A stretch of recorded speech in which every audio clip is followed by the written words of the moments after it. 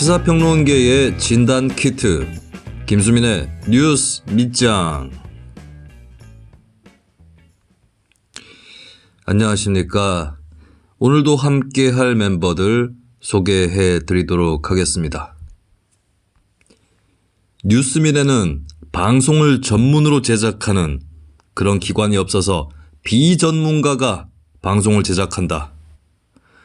뉴스 밑장에는 2명은 있어야 되는 PD가 1명밖에 없어서 이따위로 진행을 하고 있다. 뉴스 밑장 독자들은 자기 도시가 왜 일본과 비슷한지 깊이 생각해야 될 것이다. 팟캐스트계 전우용 이창원 인디053 대표 이 자리에 안 나왔습니다. 자, 그렇다면 다음 멤버입니다. 지금 뉴스 밑장이 계속 결방 사태예요. 김수민 씨는 이 결방 사태를 해결할 생각이 없어요. 팟캐스트계 유시민 천용길 뉴스민 편집장. 네, 팟캐스트의 유시민 천용길과 팟캐스트계의 전우용 이창원과 함께하는 뉴스 밑장. 오늘은 저 혼자 진행하도록 하겠습니다. 제가 2월 14일인가에 대구를 드나든 이후로 한 번도 대구 경북에 가지 못했습니다. 저희 부모님이 살고 계시는 구미에도 가지 못했고요. 그렇습니다. 그래서 뉴스 밑장 3인조의 녹음은 한 번도 없었습니다. 그동안에.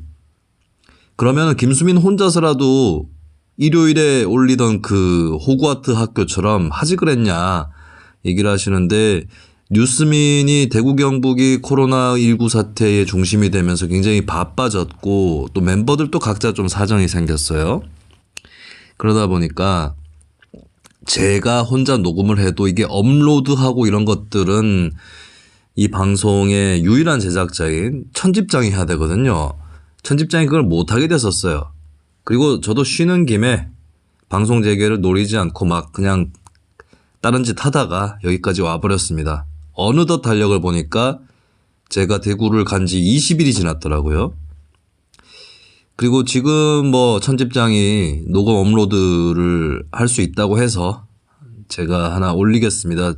근데 저희 팟빵 게시판에 대구 경북 상황에 대해서 굉장히 많이 알고 싶은데 김수민 씨 혼자서라도 녹음해서 올리면 안 되냐 이런 글이 올라왔거든요. 안 되지요. 왜냐하면 제가 대구에 안 갔으니까요. 그리고 제가 대구 상황을 깊이 알지 못합니다. 이분이 맨날 피곤해 님이시군요. 김수민 평론가님 단독으로라도 방송하시면 안 되나요? 대구 경북 사정이 너무 깜깜합니다. 저도 깜깜한 상태거든요. 그래서 뭐 대구 경북 자세한 얘기는 조금 뒤로 하고요. 나중에 이거는 저 없이도 이창원 천집장 둘이서라도 녹음을 해서 뭐 제가 없으면은 뉴스민 기자분이라든지 누가 더 방송에 붙어서 얘기를 좀 나눠봤으면 좋겠습니다. 저는 이제 그 최근에 제가 이북 내는 것 때문에 그 작업하느라고 뭐 뉴스 밑장 쪽에는 신경을 별로 못 썼습니다. 선거제도에 관련해서 제가 책을 내기로 했죠. 이커먼스라고 하는 지식 공유지대의 사이트에 연재도 했었고, 근데 이제 우리나라의 선거제도가 바뀌면서 그 부분도 설명해야 되고 위성정당까지 떠가지고 제가 굉장히 뒤숭생숭한 상황에서 원고를 마무리를 했어야 했습니다. 그러다 보니까 제가 달리 뭐 뉴스 밑장에 신경을 더 못 썼던 것 같아요. 오늘 이 얘기들 하나 둘씩 좀 풀어가도록 하겠습니다. 저도 한때 좀 당황했었어요. 왜냐하면 제가 제 지인인 A라는 사람을 만났었는데 그 지인인 A는 B라고 하는 사람과 제가 그 지인을 만나기 바로 전날에 회의를 가졌고요. 그런데 그 B라는 사람이 C라고 하는 사람하고 같은 직장에 다니는데 그 직장이 한때 폐쇄됐었습니다. 왜냐? 그 C라는 분이 의심 환자로 분류가 되면서 그분이 또 대구를 다녀온 이력이 있고, 마침 그분이 대구를 다녀온 것은 제가 대구를 마지막으로 방문했던 그 시점에 바로 직후, 바로 다음 날이더라고요.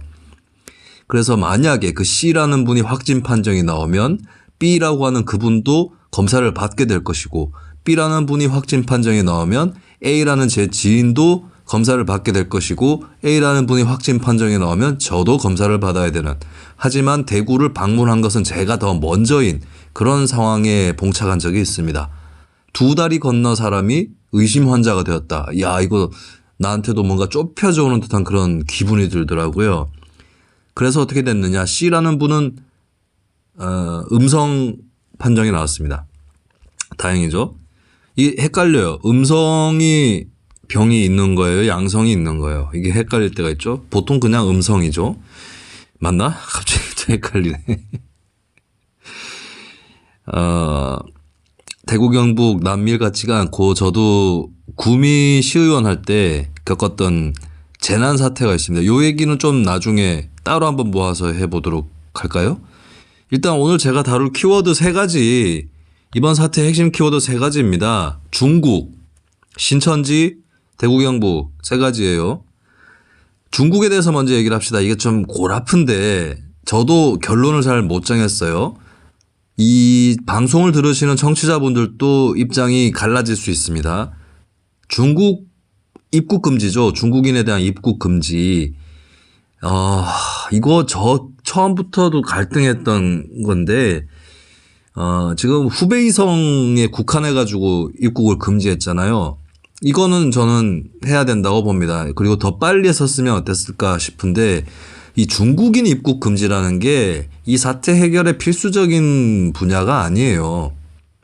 대구 봉쇄 얘기 나왔다가 뭐 그 봉쇄가 아니다, 미안하다, 어쩌고 저쩌고 그 얘기한 정치인은 당직에서 사퇴하고 이런 사태가 있었는데, 자, 그 이치는 거의 같습니다. 대구 봉쇄나 중국인 입국 금지나 이치는 같아요. 그러니까 병이 많이 돌았던 지역에서 온 사람을 막는다라는 건 같은 거예요. 다만 차이가 있다면 대구는 국내인 거고 중국은 국외인 건데, 대구를 막는다고 했을 때는 이제 국내 여론은 더 안 좋아질 수가 있겠죠. 국외를 대하는 거하고는 아무래도 다르니까, 사람들이 뭐 꼭 반드시 국수주의적이라서 그런 게 아니라, 근데 이제 국내에서도 합의가 되고 뭐 대구 경북 사람들까지도 우리는 봉쇄 당해도 된다. 출입을 뭐 봉쇄당하는 것까지는 아니더라도 출입을 굉장히 통제당해도 된다. 이게 어떻게 하겠냐. 이런 합의가 있으면 가능하겠지만 좀 힘들겠죠. 마찬가지로 중국 같은 경우도 이제 외교적인 문제까지도 걸려있는 부분인데, 자, 지금 병이 전파되는 추세라든지 이런 것들을 보면 중국에서 사람이 들어와가지고 그것 때문에 엎친 데 덮친 격이 되고 이렇게 되고 있지는 않아요, 사실은. 국내부에서 퍼지고 있는 그 변수가 더 큰 거기 때문에, 물론 이렇게 얘기할 수 있습니다. 저는 이 의견에도 타당성이 있다고 봐요.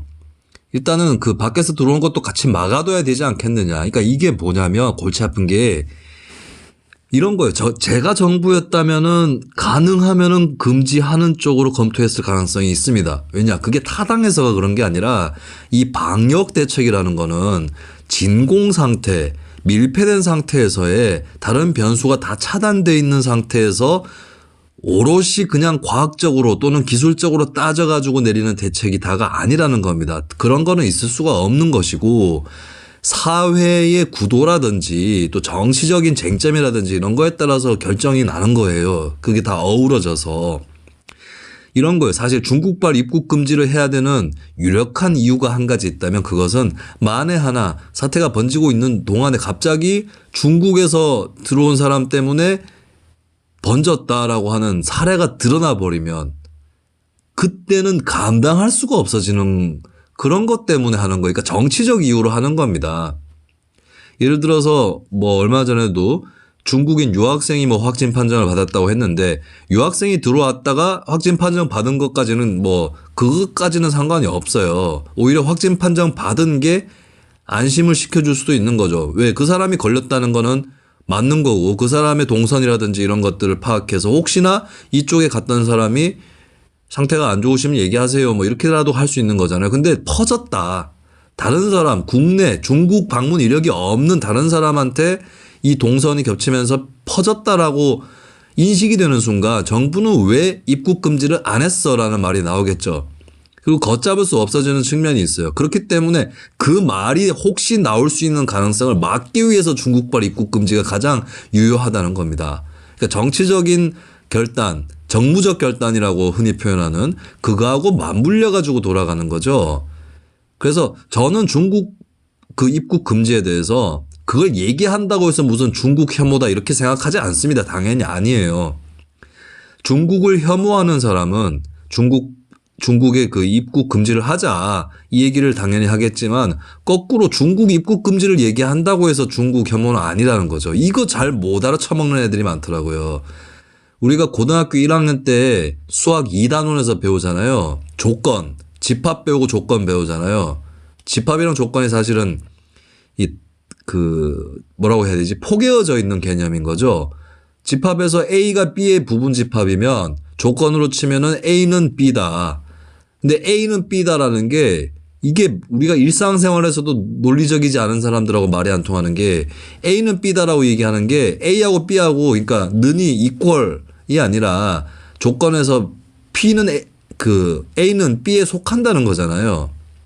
그러니까 A랑 B랑 동일시되면 그거는 필요 충분 조건인 거고 그러면 A가 B라고 해서 B가 A냐 이거는 A는 B다 자체에서 유추할 수 없는 개념인 거죠. 거꾸로 A는 B다라고 했을 때 B가 아닌 것은 A도 아니다. 이렇게는 볼 수 있는 거죠. 이게 뭐 있잖아요. 이거 기억이 안 나. 대우 뭐 이런 거. 그러니까 그런 거라고요. 중국 혐오하는 애들은 중국인 그 입국 금지에 찬성하겠지만 중국인이 입국 금지를 찬성한다고 해서 중국 혐오는 아니다. 저는 충분히 나올 수 있는 의견이라고 생각합니다. 지금 뭐 지식인 쪽에서는 상대적으로 일반 대중, 범대중보다는 지식인 쪽에서는 중국인 입국 금지에 반대하는 사람들이 많긴 해요. 그렇지만 저는 입국 금지를 얘기하는 건 있을 수 있는 일이라고 보고요. 근데 문재인 대통령이 틀린 말을 한 건 아닌 게 지금 하려고 했을 때 좀 늦은 감이 있어요. 근데 또 거꾸로 생각했을 때 초창기에 했잖아요. 초창기에 했어요. 뭐 중국 정부에다가 양해를 구하고 뭐 입국 금지를 좀 시키겠다. 얼마 안 걸릴 거다. 한 2주 정도 기다려달라고 얘기를 하더라도 지금 풀렸을까요? 지금 안 풀렸을 수도 있어요. 계속 가는 거예요, 그럼. 자, 이게 어려운 부분이 있는 게 중국인 입국 금지 보니까 여론조사에서 찬성이 많아요. 리얼미터, 한국갤럽 뭐 복수의 기관에서 조사를 했는데 찬성이 더 많습니다.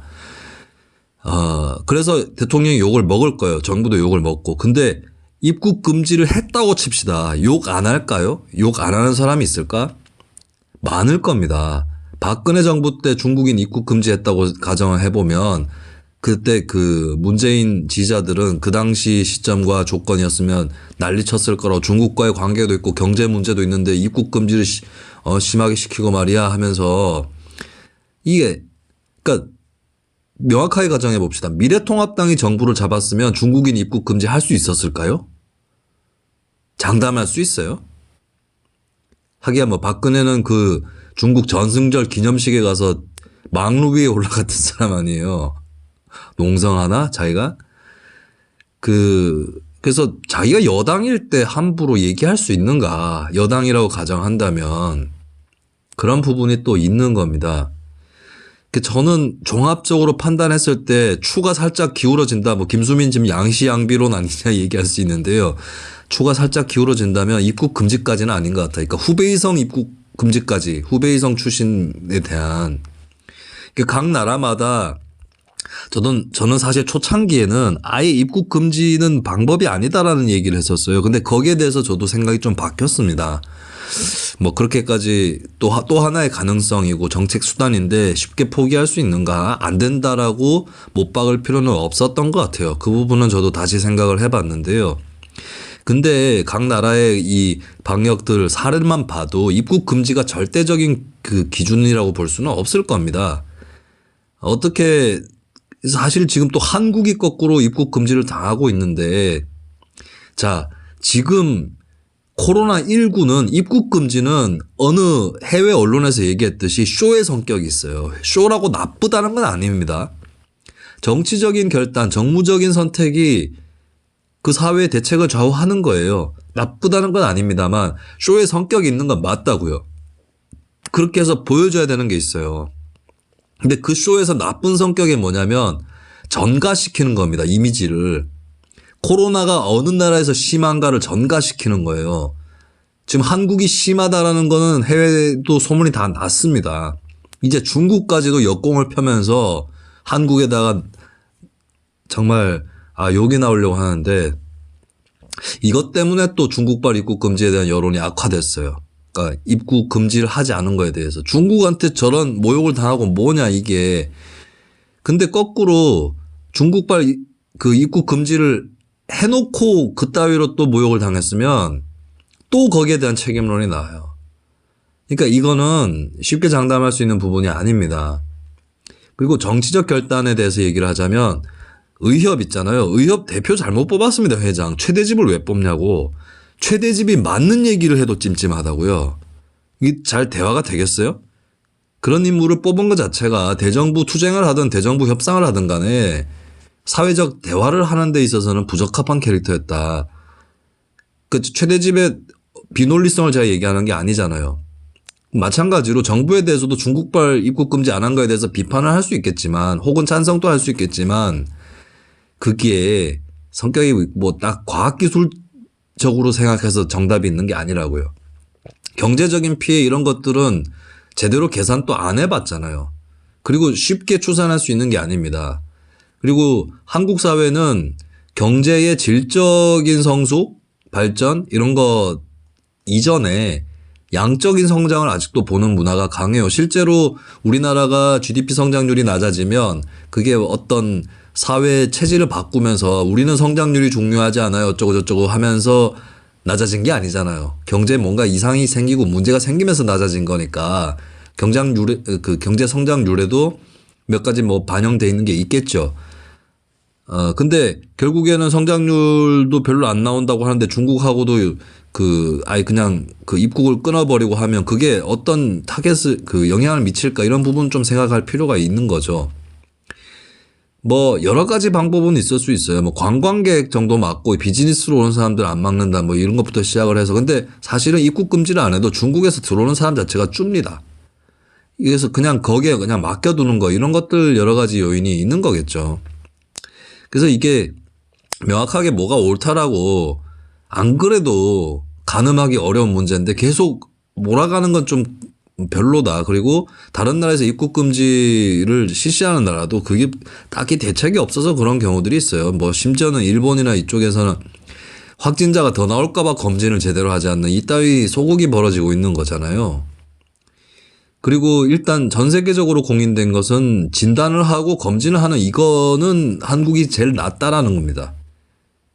예, 이 부분을 우리가 확인을 했고 거기에 자신감이 있기 때문에 어떤 조금 더 극단적인 대책으로 안 가도 되는 거겠죠. 그래서 저는 중국발 그 문제에 대해서 이거 말하기 귀찮아서 중국발이라고 할래요. 중국발 문제에 대해서 거기 몰입하지 않았으면 좋겠어요. 물론 불만은 남을 수 있고 나중에도 냉정하게 평가할 수 있는데요. 그거 안 한다고 치더라도 할 수 있는 방법들을 생각하는 게 맞죠. 입국 금지한다고 해서 마스크 안 팔아도 돼요? 아니잖아요. 검진 중단해도 되는 거 아니잖아요. 어차피. 그러니까 여기까지 하겠고 자 지금부터는 조국기 부대라고 제가 불러왔던 인간들에 대한 얘기인데 작년에 내년 총선은 한일전 이따위로 직거래된 게 지금 다 부담으로 돌아가고 있는 겁니다. 지금 정부를 누가 잡고 있냐고요. 그런 류의 논란이 총선이 특히 정권의 중반기에 있는 경우는 정부는 철저하게 챔피언 방어 입장인 거고 많이 두들겨 맞아요. 그거를 어떻게 피해 나가느냐, 가드 올리고 어떻게 막아내느냐 이 문제거든요. 근데 그거를 자기가 싫어하는 정파라든지 그 지지자들을 토착 외구로 몰아갔단 말이죠, 지금까지. 아니, 씨발, 어떻게 내년 총선이, 원래 총선이 한일전이냐고 한국인들끼리 하는 거지. 나쁘면 일본인이고 좋으면 한국인이야? 일본에도 좋은 사람 많고 한국에도 나쁜 사람 많아요. 친일파는 무슨 처음부터 일본인이라서 친일파가 된겨? 그러니까 토착 외군이 내년 총선은 한일전이니 이런 얘기가 얼마나 구립니까? 표현 자체가. 이거 몰라요, 구린지? 자, 이거 어떻게 됐어요, 결국에. 중국 대통령 문재인 나오는 거예요.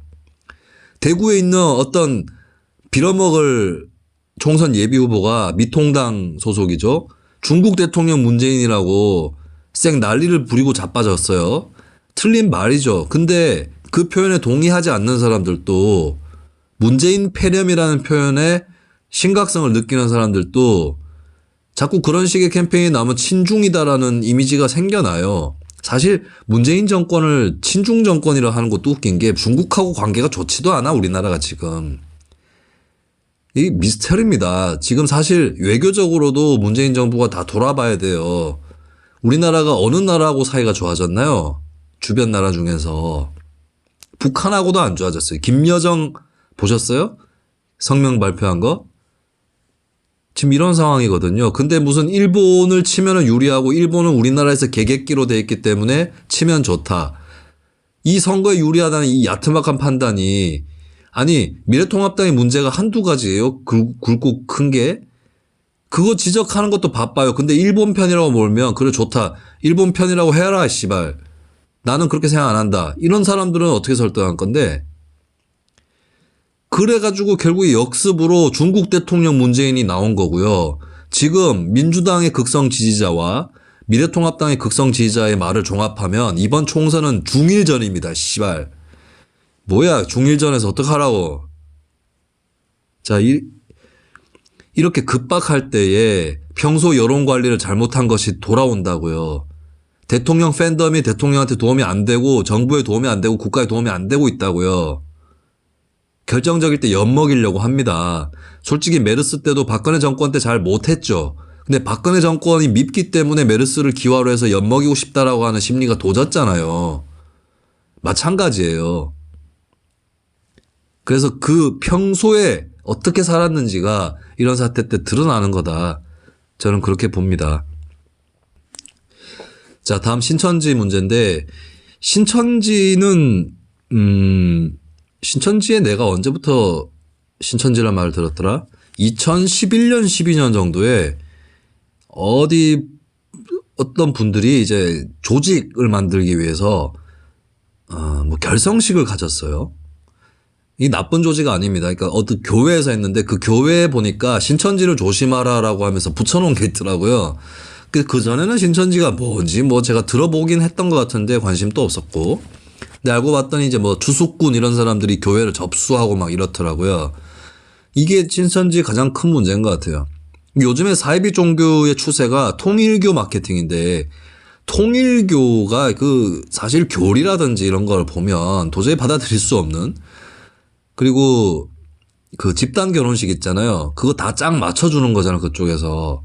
야 이게 무슨 듀오도 아니고 듀오도 맞춰주진 않아요. 뭐 맞선을 보고 본인들이 결정하는 건데 맡겨놓은 거 아닙니까? 자기 위임한 거 아니에요. 결혼하는 거를. 야 이걸 도저히 받아들일 수 없죠. 근데 통일교가 그렇게 말썽이 있지 않죠. 그러니까 말썽이 날 소재들을 뭐 글쎄 숨겼는지 아니면은 없도록 했는지 아마 후자 쪽에 것도 많이 있을 텐데 그리고 뭐 대놓고 어디지?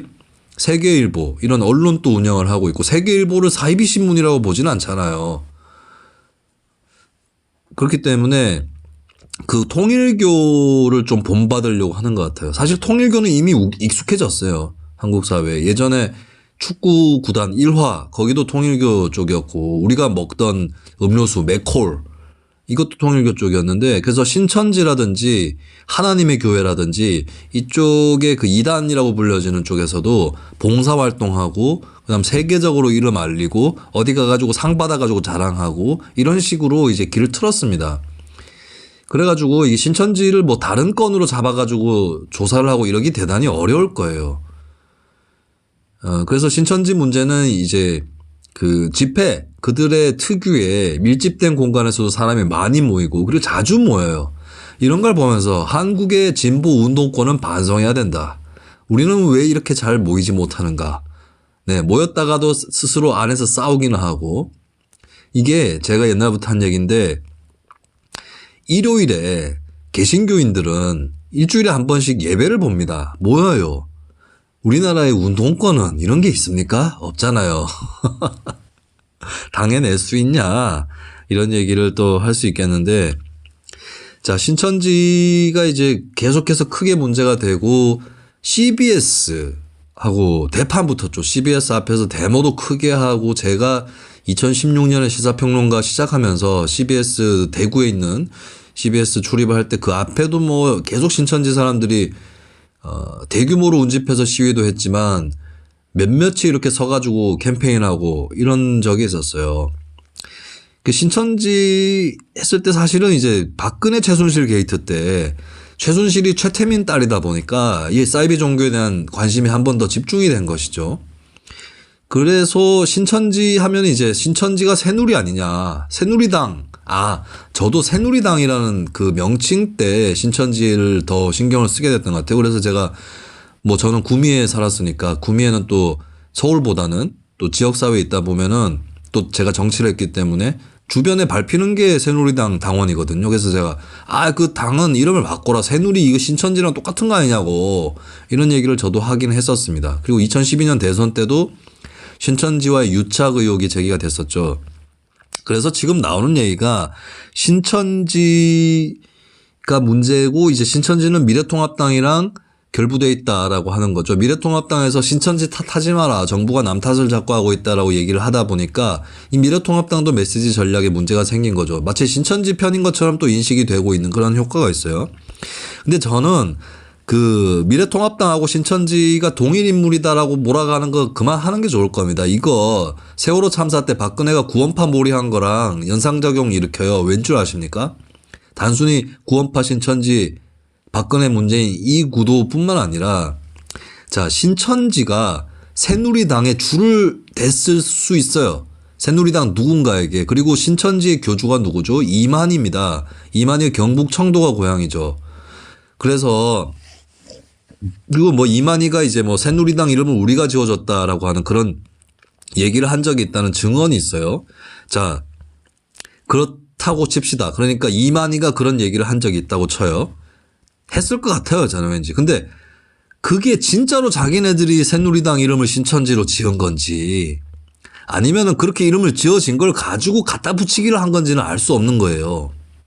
새누리당이 지어진 이름을 짓는 그 작업 과정을 다시 한번 뜯어보면서 거기에 신천지 인사라든지 혹은 친신천지 인사가 개입했는지 이런 것들 다 뜯어봐야 되는데 알기가 쉽지 않을 뿐더러 뭐 예를 들면 이런 과정도 있을 수 있죠. 신천지 쪽에서 어떤 신자가 혹은 조직적으로 여러 사람들이 새누리당이라는 이름을 건의하는 거예요. 공모를 하거나. 근데 새누리 했을 때는 사실 신천지가 바로 떠오르지는 않습니다. 그 당시만 해도. 이게 나중에 그거를 짝을 맞춰보니까 그렇네 이렇게 돼서 된 거지. 처음에 새누리당 이름 듣자마자 이거 신천지네 했던 사람이 많지는 않다고요.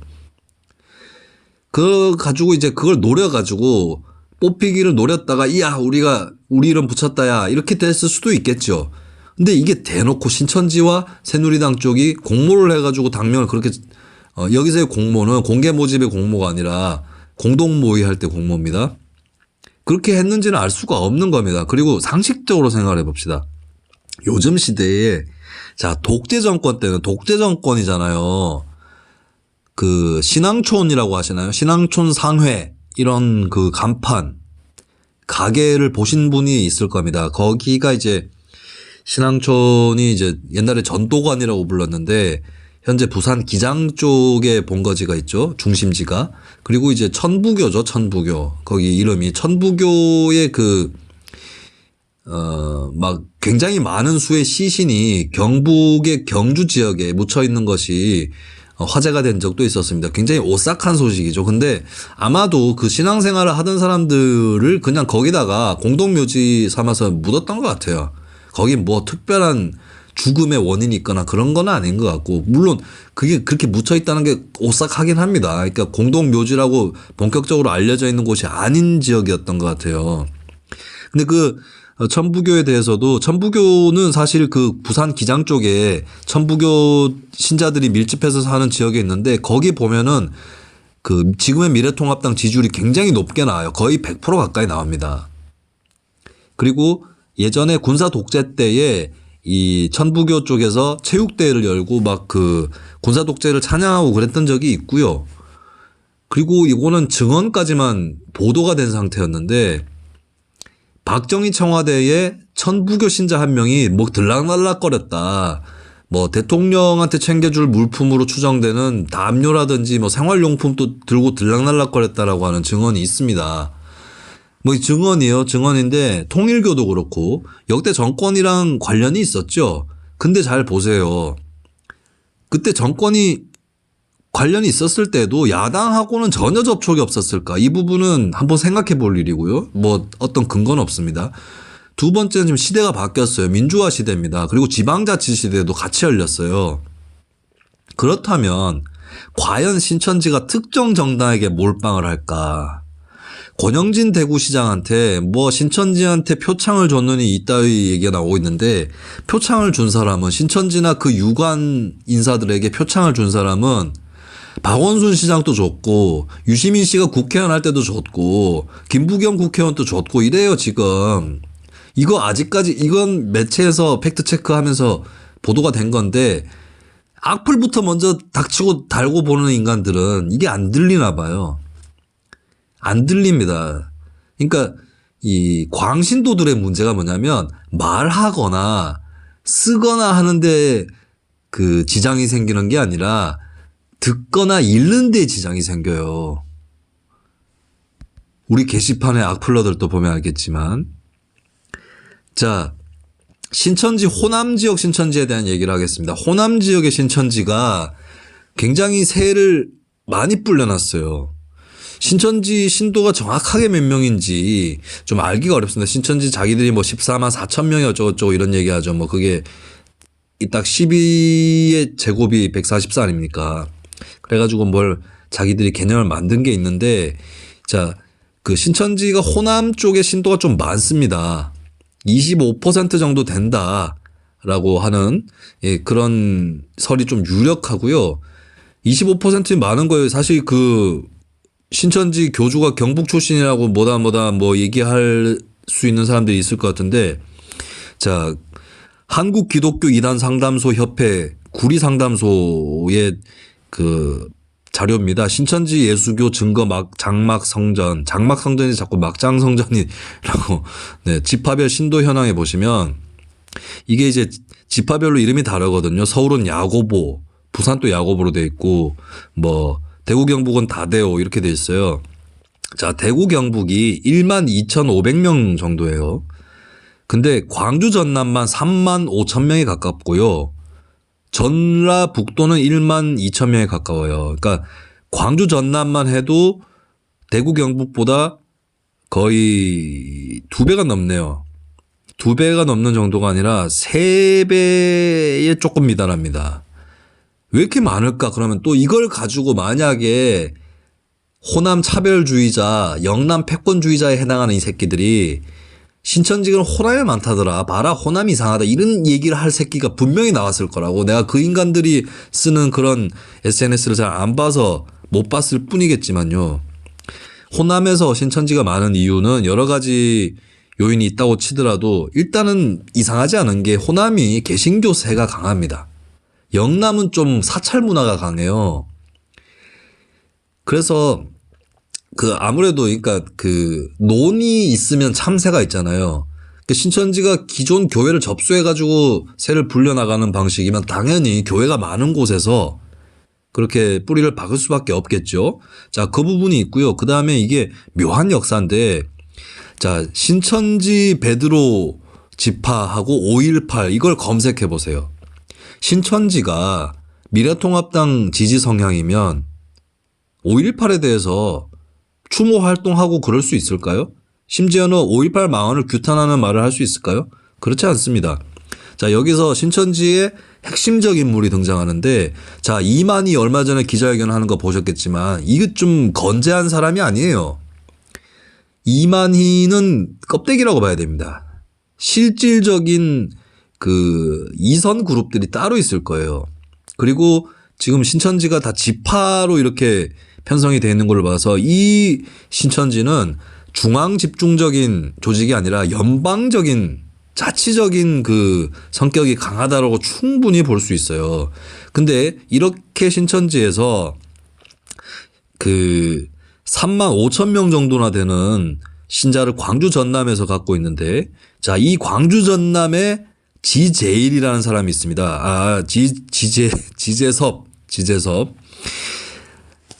지재섭이라는 사람이 있는데 이 사람이 신천지 역사에서 제2막을 펼친 사람이에요. 신천지가 1980년에 설립 시작이 돼서 84년에 설립이 된 것으로 나옵니다.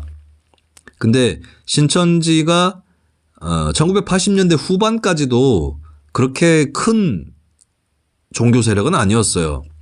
특히 이쪽에서도 뭐 종말론이라든가 이런 것들을 폈는데도 신천지가 뭐 조직 유지가 안 되는 그런 상황이 또 펼쳐졌었습니다. 근데 이 신천지를 크게 키우는데 성공하는 그것을 제공한 사람이 바로 지재섭 신천지 베드로 지파장이에요.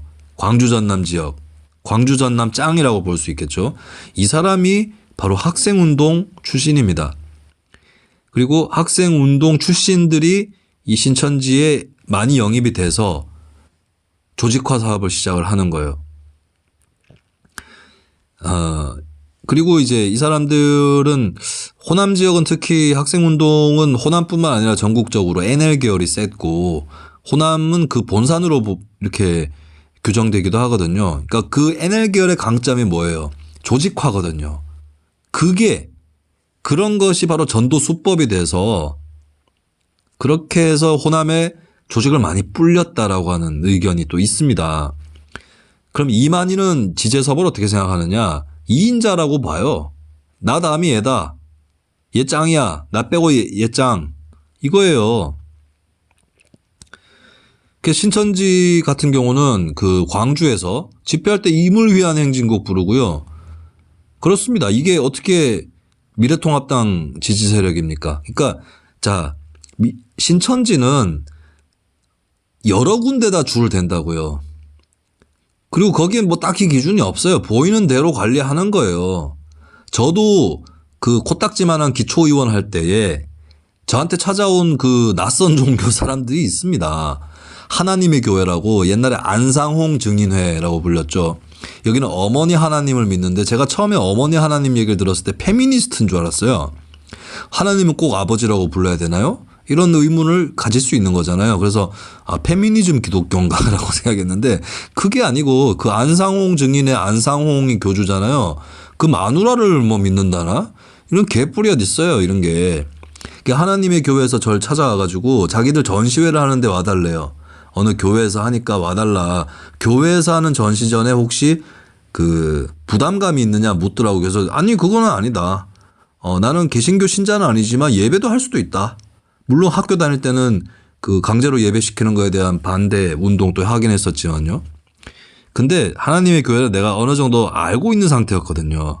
그리고 그 전시회를 한다는데 제가 그 브로셔를 봤어요. 보니까 뭐 최인호 소설가의 어머니부터 시작해서 어머니에 관한 전시전이다라고 돼 있는 것 같지만 중간에 어머니 하나님에 대한 코너가 들어가 있었습니다. 이런 식으로 끼워 팔게 하는 거예요. 그리고 저한테만 갔던 게 아니라 다른 기초원들한테도 갔고 그래서 보니까 나중에 기사나 뭐 그쪽에 게시물로 뜨는 게 새누리당이나 또 민주당 이쪽에 구미 시의원들 몇 명 갔더라고요. 이 사람들 왜 갔는지 모르겠어요. 이거 나중에 기사로 뜨면 흑역사 되는데 그 하나님의 교회가 두려워하는 게 신천지예요. 왜냐하면 신천지가 하나님의 교회에 들어와가지고 접수할까 봐. 신천지도 주변에 보이는 공직자나 정치인 포섭을 했을 거고 그 포섭에는 당을 가리지 않았을 겁니다. 이게 상식이에요. 지난 대선 때 국민의당하고 무슨 신천지하고 관련이 있다라는 보도가 나온 적 있잖아요. 국민의당 전체와 신천지 전체 간에 어떤 밀약이 있었던 건 당연히 아니고 딱 깨달았었어야지. 줄을 대는 거예요. 줄을 그냥 여기저기 대는 거고 그다음에 그러면 호남 지역의 신천지 사람들이 미래통합당한테 될까요? 그 지역에서 미래통합당 별로 있지도 않은데 굳이 있는 게 하나 있는 게 안녕하십니까 이정현입니다. 이런 사람 정도밖에 없는데 그러니까 이거는 특정 정파하고 결부된 게 아니에요. 다 까다 보면 민주당 사람도 나옵니다. 당연히 나와요. 나오면 내가 변호해 줄게. 뭔 몰라가지고 포섭됐을 수도 있고 포섭된 것도 아닌데 신천지가 내부에서 자랑하다가 일이 커졌을 수도 있고 이게 옛날에 간첩 사건 이런 거 터지면 이제 조작된 거 말고 실제로 북한에서의 어떤 지령이나 작전이 있었던 것이 터지더라도 이게 어느 정도였는지 분간하기 어려운 게 남한의 중앙정보부와 북한의 그 보위부 이런 데가 서로 간에 자기 공적을 부풀리기 위해서 적대적 공생을 한다고요. 보위부에서는 우리가 지킨 거 맞다. 남조선 에미나이들이 우리한테 포섭돼서 한 거 맞다고 얘기를 할 거고 중앙정보부에서는 저 새끼들 간첩이다라고 얘기를 하는 거예요. 양쪽이 다 부풀린 건데 똑같은 설명이 되는 거잖아요. 마찬가지로 신천지 내에서도 그런 경우가 있을 수 있죠. 그러니까 그 정치인이 뭐 잘 모르고 같이 사진 찍었거나 표창장 줬는데 우리는 그 내부에서 선전하기로는 제 우리 편이야 이렇게 돼서 근데 그걸 누가 신천지를 탈출한 사람이 그 정치인은 우리 편이래요 이렇게 증언을 해버리면 그런 줄 알고 그런 경우가 있는 것이죠. 아직까지 여기까지는 사례가 나오진 않았지만 앞으로 나올 수 있습니다. 이게 상식적으로 생각해봐요. 요즘 세상에 왜 특정 정당에 줄을 서냐고. 정권이 여기저기로 교체되는데 그리고 민주당이 잘 못해가지고 20년 집권은 개뿌리고 제가 봤을 때는 2027년에는 다시 미통당으로 정권 넘어갈 것 같아요. 이러다가는. 유력해요. 그리고 또 민주당이 갖고 이러겠지. 그런 상황에서 신천지가 왜 특정 정당에 몰빵을 하겠냐고요. 하프 배팅을 하지. 자본주의적 개념으로다가 생각을 하십시다. 그래서 신천지 문제는 함부로 그렇게 떠들 일은 아니다라는 거고요. 아이고 신천지. 나중에 또 신천지 얘기하죠. 신천지 그 팟캐스트 하늘팟이라고 또 있잖아요. 이 뉴스 밑장보다 조회수 더 많이 나와. 씨. 짜증나. 사이비 종교는 저는 이렇게 생각합니다. 사이비 종교는 교리를 갖고 뭐라고 하는 거는 사실 개신교인이거나 그쪽 사람이 아닌 사람한테는 의미가 없어요.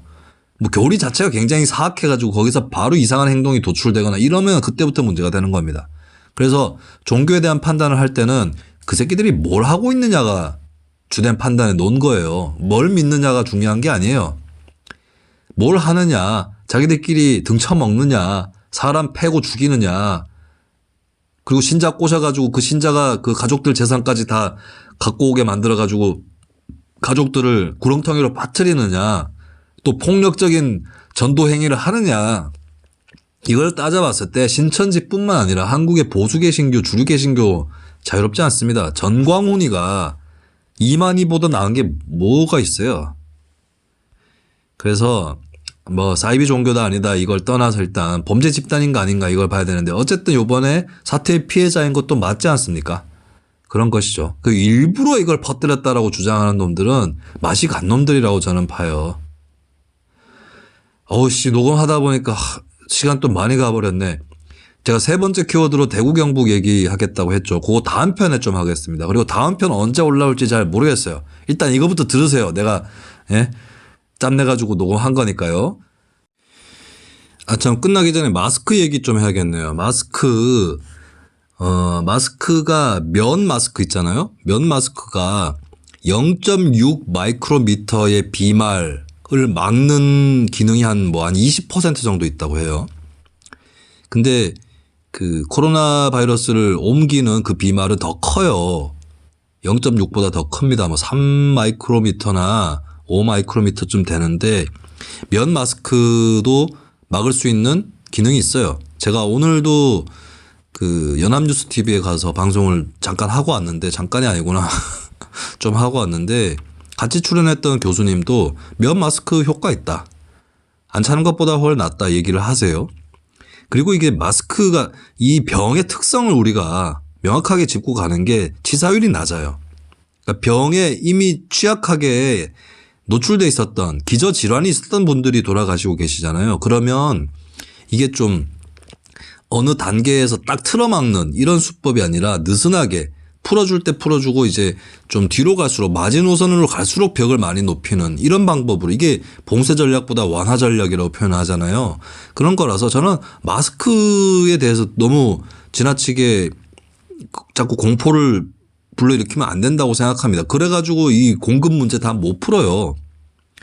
기계로 많이 찍는다 혹은 빠짐없이 전달한다 이런다고 풀릴 문제가 아니에요.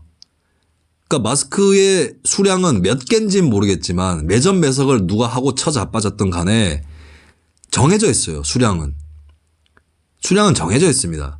매번 그 매 순간마다 수량이 조금씩 다르겠지만 수량은 정해져 있어요. 거기에 맞춰서 행동해야 돼요. 이기에 집단 지성이 필요한 건데 저는 면 마스크 쓰는 게 좋다고 봐요. 중간중간 좀 빨고 그리고 안 써도 됩니다. 몸 상태가 나는 괜찮다. 그리고 젊다. 지금 별로 질환이 없다. 이런 분들은 안 써도 돼요. 그리고 그런 분들은 자기 소지하고 있는 마스크는 쓰시되 막 약국이나 이런 데 굳이 가지 마세요. 남들이 챙길 거는 챙기게 해주세요. 그냥. 양보하는 수밖에 없어요. 예. 그거를 이제 아시는 분들이 이미 알고 계시겠지만 지금 너무 잘 안 알려져 있어서 마스크가 절대적이지 않습니다. 오히려 손을 더 씻으세요. 그리고 손 소독제가 더 중요할 것 같아요. 오히려 물품이 필요하다면. 마스크에 대해서 너무 공포감 갖지 마세요. 네, 요 말씀 드리고 마치도록 하겠습니다.